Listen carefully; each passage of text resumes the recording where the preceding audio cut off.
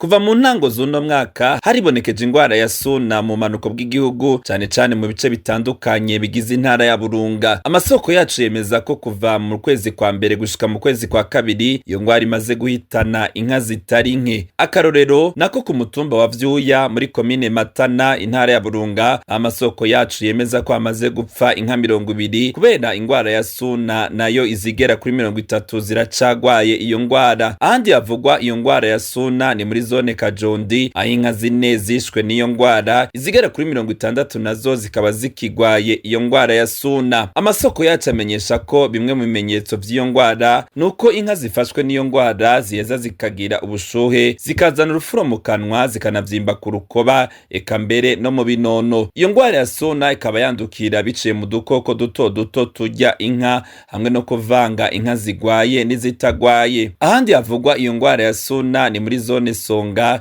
zone Musongati muri komine Rutana, eka mbere ikavugwa kandi no muri komine ya Makamba. Bamwe mu borozi bo mu ntara ya Burunga baganiye na RPA kuri uyu wa kabiri basanzwe bazeye uburaro n'uburamuko kuri ivyo bitungwa vyabo, bakaba bateye impungenge no kubona ibitungwa vyabo bigeramiwe n'iyo ngwara, ariko gushika uyu munsi akaba ataco inzego zibijejwe ziriko zirabafasha kugira ngo iyo ngwara ya suna ituzwe. Kuri uwo mwitwarariko w'abanyagihugu mu ruganda rwa RPA twarondeye Canesius Nkundwa nayo arongoye ubuyobozi bukuru bujejwe ubworozi mu bushikiranganji mu vyo bujejwe harimo ubworozi, ariko turamukena.